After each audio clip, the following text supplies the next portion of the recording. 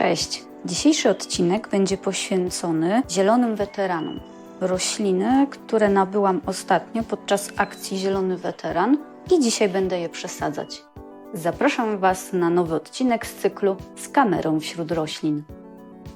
Mam tutaj dwa epipremna, Epipremnum aureum Marble Queen i Scindapsus pictus. Prezentacja obu tych roślin będzie na końcu filmu. Rośliny kupiłam za niewielkie pieniądze i tak ten egzemplarz kupiłam za 10 zł, ten za 5 i ten też za 5. Rośliny ewidentnie potrzebują troski, przesadzenia i dzisiaj wymienię podłoże, zobaczę jak wygląda bryła korzeniowa. Oba egzemplarze epipremnum włożę do jednej doniczki. To co? Działamy. Rozpocznę od Epipremnum aureum Marble Queen. Różni się od zwykłego epipremnum złocistego tym, że ma taki marmurkowy, biały kolor na liściach. A epipremnum złocisty, takie zwykłe, wybarwia się na żółto. Epipremnum swoimi korzeniami powietrznymi tworzy liany i oplata nimi drzewa tropikalne. Jest to roślina niewymagająca, choć mówi się, że ten Marble Queen jest bardziej wymagający od tego zwykłego epipremnum złocistego. Epipremnum może być prowadzone po paliku lub jako roślina zwisająca. Zacznę może od tego mniejszego. Zobaczę co tu w podłożu, co w korzeniach słychać. Kiedyś epipremnum było nazywane Scindapsus złocisty, później tę nazwę zmieniono i epipremnum przypisano do rodziny Rhaphidofory. I nasze epipremnum aureum było zwane Rhaphidophora złocista. Epipremnum bardzo dobrze się czuje w jasnych, ale też i w półcienistych stanowiskach. Najlepiej rośnie w temperaturze pokojowej. Zimą może być nieco niższa temperatura. Epipremnum nie lubi zastojń wodnych, więc podlewamy je dopiero wtedy, kiedy wierzchnia warstwa podłoża przeschnie. Zimą oczywiście oszczędniej, bo przesycha podłoże znacznie wolniej niż latem. Epipremnum lubi wysoką wilgotność powietrza. Od marca do października nawozimy epipremnum tak co 2 tygodnie. Zimą możemy się powstrzymać. Mam tutaj 4 sadzonki. Nie mają zgnitych korzeni, to plus. Nie mają też ich zbyt dużych, ale wystarczająco, żeby pobierały składniki odżywcze.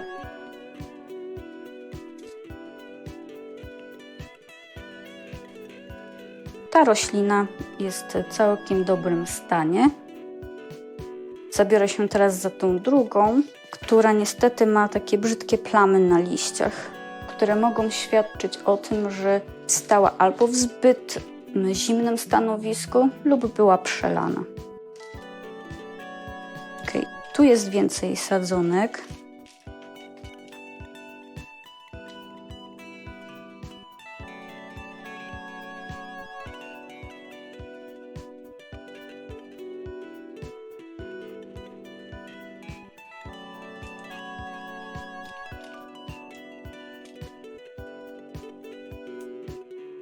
Tutaj ten egzemplarz, nie wszystkie korzenie ma w dobrym stanie. Będę musiała coś przyciąć i raczej myślę, że tę sadzonkę potnę i włożę do mchu sphagnum. Spróbuję ukorzenić ten pęd. Wydaje mi się, że z tych korzeni tutaj nic nie będzie. On jest taki brązowy. Tutaj zgniły, odrywa się. Także jedna sadzonka idzie do ukorzenienia. Ta sadzonka ma ładny korzeń. Tutaj ten korzeń również nie bardzo mi się podoba. Chociaż nie, jest tylko brudny z podłoża.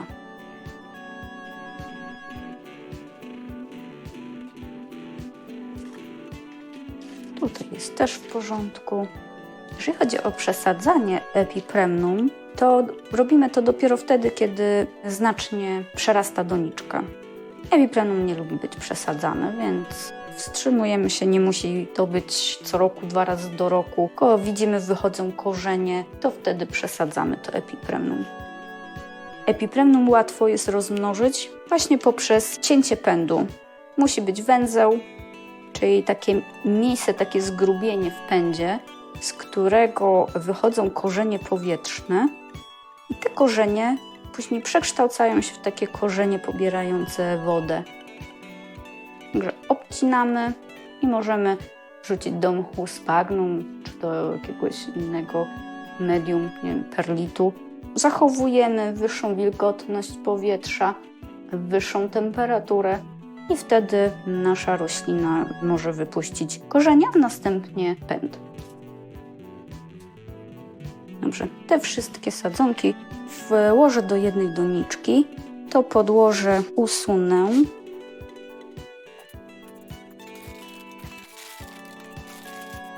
I do bigosu włożę moje rośliny. Akcja Zielony Weteran polega na tym, że firma, która zajmuje się roślinami w biurach, po pewnym czasie je wymienia i zamiast wyrzucać, ma taką akcję, gdzie wyprzedaje je po znacznie niższych cenach.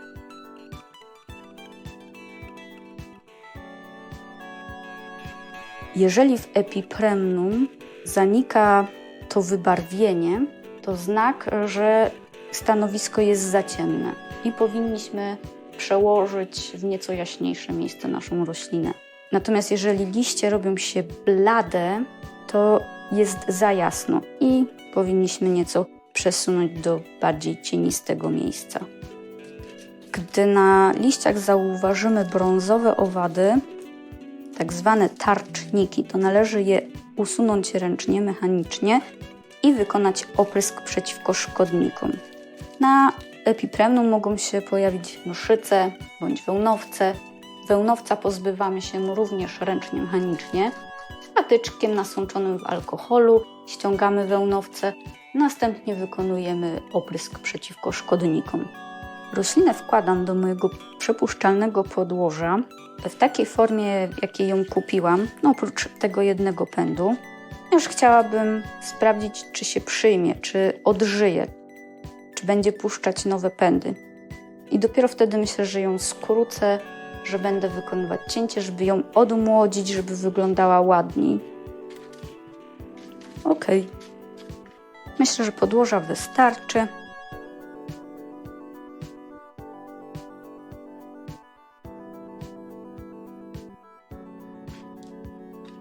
Przejdę teraz do tego egzemplarza. Scindapsus pictus argyreus.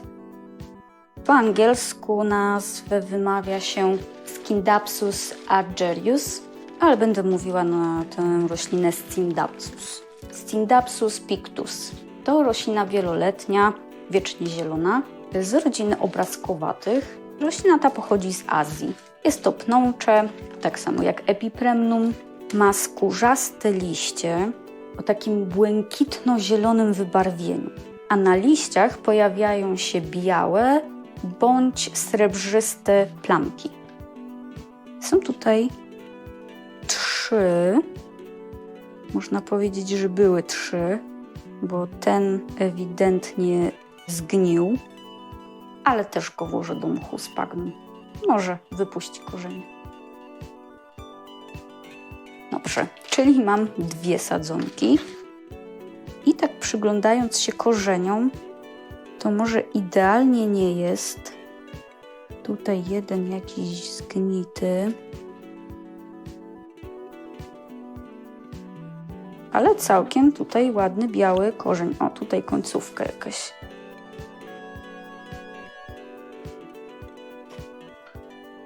Końcówkę przytnę.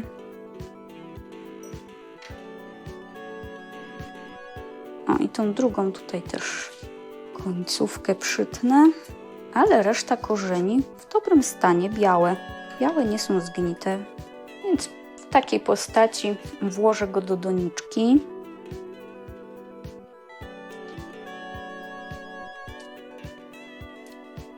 Scindapsus lubi jasne stanowisko, ale nie lubi bezpośredniego słońca. woli stałą temperaturę powietrza, tak w granicach 21 do 27 stopni. Zimą może to być niższa, bo to jest okres spoczynku i tak do 13 stopni. Dla Scindapsusów należy utrzymywać wysoką wilgotność powietrza. Scindapsus nie lubi nadmiaru wody. Podlewamy, gdy wierzchnia warstwa podłoża przeschnie. Jeżeli mamy hygrometr, to tak jak w przypadku Epipremnum, gdy on wskazuje 3, to dopiero wtedy podlewamy. Roślinę dokarmiamy wiosną i latem co 2 tygodnie.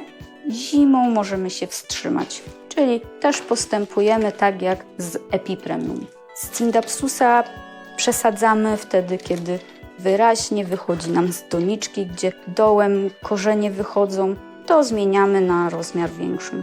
Gdy na liściach pojawiają się brązowe plamy i czarne obrzeża, tak jak tutaj w tym przypadku, to może świadczyć o tym, że ten Scindapsus stał w zbyt zimnym miejscu, chłodnym miejscu, bądź został przelany. Więc należy go przełożyć w cieplejsze miejsce i ograniczyć podlewanie. Gdy liście bledną,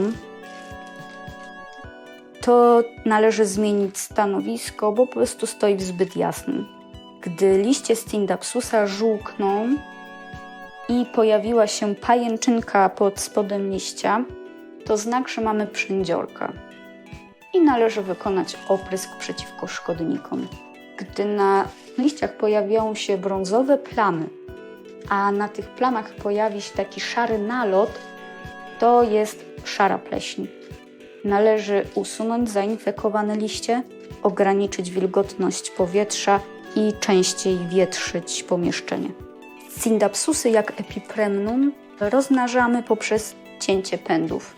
I takie pędy ukorzeniamy w wyższej temperaturze, w wysokiej wilgotności, w medium typu mech bądź perlit. Można też włożyć do wody i gdy ukorzenią się sadzonki, można przełożyć je do bikosu, czyli do tego przepuszczalnego podłoża. Ok, Scindapsus przesadzony. Tak się prezentują moje oba okazy, Epipremnum aureum Marble Queen i Scindapsus pictus argyreus. Ja Wam dziękuję za oglądanie. Miłego dnia. Cześć!